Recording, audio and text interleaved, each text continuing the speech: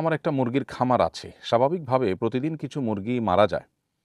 আমার এক পরিচিত ব্যক্তি মাগুর মাছ চাষ করেন।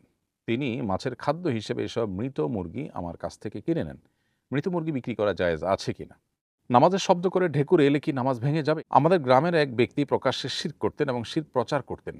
তিনি কিছুদিন আগে মারা গেছেন। তার জানাজা পড়া নিয়ে সবার মধ্যে প্রশ্ন উঠেছে। শিরকারী ব্যক্তির জানাজা পড়ার বিধান কি? নাপাকির ক্ষমাযোগ্য পরিমাণ কতটুকু? আমি জাদুগ্রস্ত একজন রাখি, তিনি কোরআনের আয়াত সলতে বানিয়ে পুড়িয়ে তার ছাই শরীরে মাখতে বলেছেন। চিকিৎসার উদ্দেশ্যে এমনটা করা যাবে কিনা? নির্দিষ্ট একটি গরু দিয়ে কোরবানি করব বলে নিয়ত করেছিলাম, কিন্তু গরুটির নতুন বাচ্চা হওয়ায় গত ঈদে কোরবানি করা হয়নি। এখন সামনের বছর পর্যন্ত রাখা আমার জন্য কষ্টসাধ্য। কি করতে পারি? আমি জাদুগ্রস্ত একজন রাখি, তিনি কোরআনের আয়াত সলতে বানিয়ে পুড়িয়ে তার ছাই শরীরে মাখতে বলেছেন। চিকিৎসার উদ্দেশ্যে এমনটা করা যাবে কিনা? কোরআন আয়াতকে লিখিত আয়াতের অংশকে পুড়িয়ে ছাই করে শরীরে মাখা, এটা কোরআনের প্রতি অবমাননা এবং অসম্মানের শামিল। এ কাজ থেকে বিরত থাকতে হবে। জাদুগ্রস্ত হলে সেটার শরীয়সম্মত রুকিয়ার বহু উপায় আছে। কোরআনে কারীমের আয়াত, বিশিষ্ট আয়াতগুলো তেলাওয়াত করে পানিতে ফু দিয়ে সেটা দিয়ে গোসল করার, বড়ই পাতা সহ গোসল করার একটা প্রসিদ্ধ নিয়ম আছে। এর বাইরে আরও কোরআন এবং হাদিসের আলোকে যে রুকিয়া বা ঝাড়ফুঁক হতে পারে, সেগুলো কোনোটি আপনি গ্রহণ করতে পারেন। কিন্তু এই পদ্ধতিটি দেখে বোঝা যাচ্ছে যিনি এটা দিয়েছেন তিনি কোরআন এবং হাদিসের আলোকে শরিয়াসম্মত ঝাড়ফুঁক করেন না।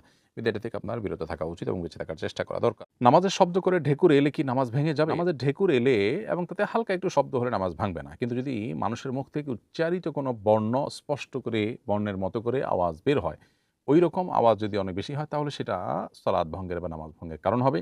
এমনিতে হালকা একটু আওয়াজ হলে, ইচ্ছার বাইরে, তাতে স্পষ্ট কোনো বর্ণ, মানুষ যেগুলো উচ্চারণ করে এরকম কোনো উচ্চারিত কোনো বর্ণের রূপ যদি পরিগ্রহ না করে আওয়াজটা, এমনিতে হালকা একটু আওয়াজ হলো সাধারণ ঢেকুরে যেরকম হয় ওইরকম যদি হয়, তাহলে সেক্ষেত্রে নামাজ ভাঙবে না। নাপাকির ক্ষমাযোগ্য পরিমাণ কতটুকু?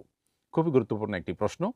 আমরা জানি যে আমাদের নামাজের জন্য শরীর, কাপড় এবং নামাজের জায়গা পাক এবং পবিত্র থাকতে হয়। এই পবিত্রতাটা নষ্ট হয় যে সমস্ত অপবিত্র জিনিস লাগার ফলে।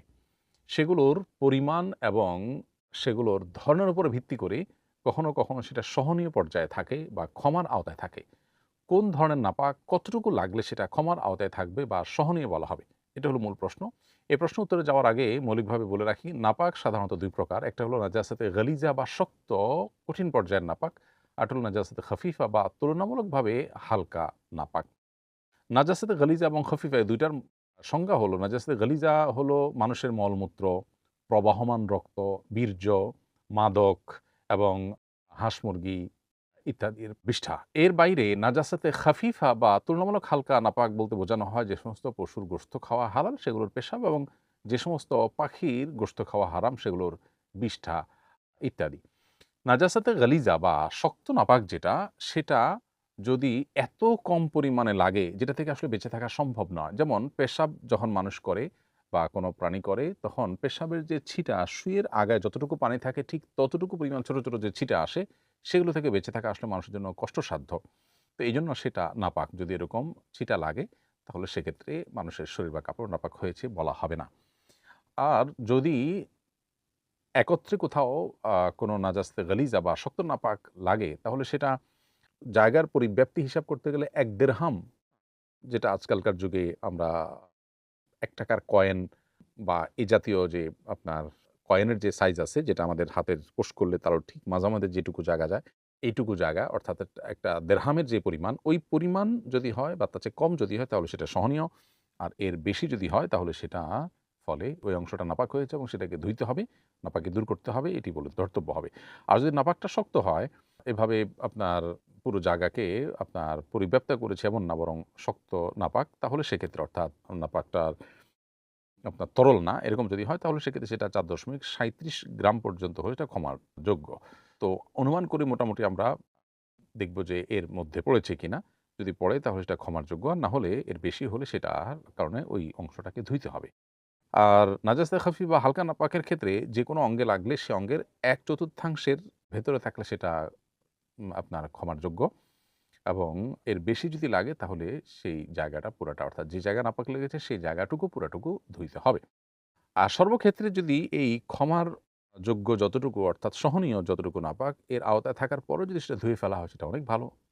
কারণ আল্লাহ তাআলা কোরআনে বলেছেন, ইন্নাল্লাহা ইউহিব্বুত তাওয়াবিন ওয়া ইউহিব্বুল মুতাতাহহিরিন। আল্লাহ তাআলা তওবাকারীদেরকে ভালোবাসেন এবং যারা উত্তম রূপে পবিত্রতা অর্জন করে তাদেরকে আল্লাহ রাব্বুল আলামিন ভালোবাসেন। তো এইজন্য আমাদের উচিত হলো অল্প হলেও নাপাক থেকে যথাসম্ভব বেঁচে থাকার চেষ্টা করা। বিশেষ করে পেশাব থেকে বেঁচে থাকার ব্যাপারে হাদিসে বেশিরভাগ গুরুত্ব আরোপ করা হয়েছে। কবর আযাব বেশিরভাগই হয়ে থাকে চগলখড়ি এবং পেশাব থেকে ভালো করে পবিত্রতা অর্জন না করার ফলে। এজন্য এই বিষয়টিতে আমাদের একটু ভালোভাবে মনোযোগ দেওয়া দরকার। আমার একটা মুরগির খামার আছে। স্বাভাবিকভাবে প্রতিদিন কিছু মুরগি মারা যায়। আমার এক পরিচিত ব্যক্তি মাগুর মাছ চাষ করেন। তিনি মাছের খাদ্য হিসেবে এসব মৃত মুরগি আমার কাছ থেকে কিনে নেন। মৃত মুরগি বিক্রি করা জায়েজ আছে কিনা? উত্তর হলো, যে বিষয়ের বৈধভাবে ব্যবহার করা সম্ভব সেটার ক্রয় বিক্রয় জায়েজ। মুরগি মারা যাওয়ার পর যদি মারা যায় জবেহ ছাড়া, তাহলে সেই মৃত মুরগি খাওয়া মানুষের জন্য, মুসলমানের জন্য হালাল নয়।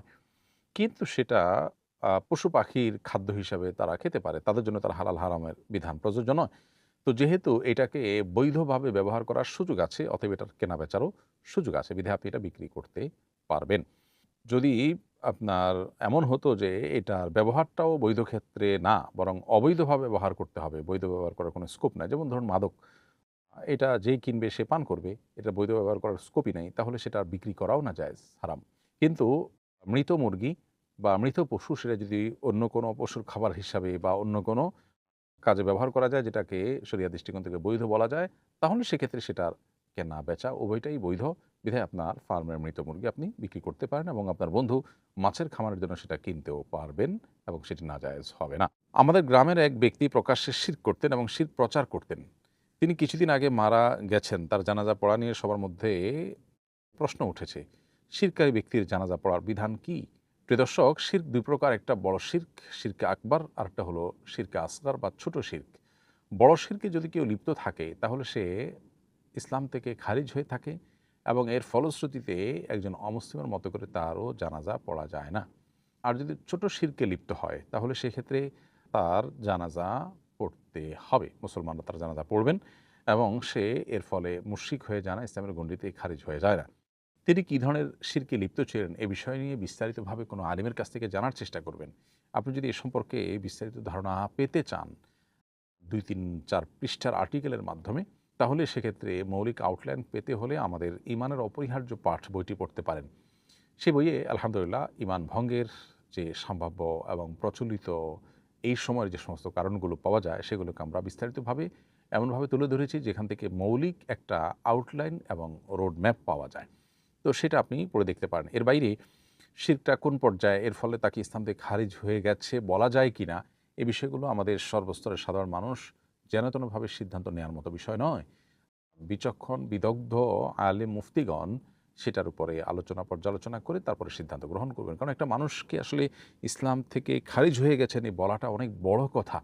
এটা সচরাচর যদি ইসলামী শরিয়া বা ইসলামী রাষ্ট্র কায়েম থাকে তাহলে সেক্ষেত্রে কোনো ব্যক্তি আসলে এককভাবে বলার জিনিসও না, এটা ঘোষণার জিনিস, বোর্ড বসে যেটা রীতিমতো ঘোষণা দেওয়ার মতো বিষয়। কিন্তু দুর্ভাগ্যজনক বিষয় হলো আজকাল আমরা যেনতেনভাবে ঠুনকো কারণে একজন আরেকজনকে কাফের বলে দিচ্ছি। সহিহ বুখারীতে হাদিসে আসছে, নবী সাল্লাল্লাহু আলাইহি ওয়াসাল্লাম বলেছেন, যদি কোনো ব্যক্তি কোনো ব্যক্তিকে কাফের বলে অথচ সে কাফের নয়, তাহলে যে বলেছে ফাকাদ বাআ বিআহাদুহুমা, তাহলে দুজনের একজন কাফের হবেই। অর্থাৎ একজনের দিকে এটা বর্তাবে, বিষয়টা খুবই ভয়ঙ্কর ব্যাপার। তো এজন্য ব্যাপারে আমাদের সতর্ক থাকা দরকার। নির্দিষ্ট একটি গরু দিয়ে কোরবানি করব বলে নিয়ত করেছিলাম। কিন্তু গরুটির নতুন বাচ্চা হওয়ায় গত ঈদে কোরবানি করা হয়নি। এখন সামনের বছর পর্যন্ত রাখা আমার জন্য কষ্টসাধ্য। কি করতে পারি? কোরবানির জন্য কোনো গরু যদি কেউ রাখেন, নিয়ত করেন, তাহলে ওই গরুটিই কোরবানি করতে হবে এমন কোনো বাধ্যবাধকতা নেই। সে গরুর নতুন বাচ্চা হয়েছে এবং সেটা কোরবানি করা যায়নি, তার জায়গায় আপনি অন্য কোনো গরু কোরবানি করলেন, সেটা কিন্তু যথেষ্ট। যদি মানত হয়ে থাকে যে এই গরুটাই আমি কোরবানি করব, এরকম আমি মানত করলাম, তাহলে সেক্ষেত্রে সেটাই আপনাকে কোরবানি করতে হবে। মানত যদি আপনি না করেন তাহলে সেক্ষেত্রে যে গরু কোরবানি করার নিয়ত করেছেন এটাই আপনাকে করতে হবে, এমন কোনো বাধ্যবাধকতা নেই। অন্য গরু কোরবানি করার মধ্য দিয়ে আপনার কোরবানি করার যে নিয়ত সেটা আদায় হয়ে যাবে। মানত যদি আপনি করে থাকেন তাহলে এই গরুই কোরবানি করতে হবে। কোরবানির সময় চলে গিয়ে থাকলে পরবর্তী কোরবানির পর্যন্ত অপেক্ষা করবেন, তারপরে এই গরু কোরবানি করবেন।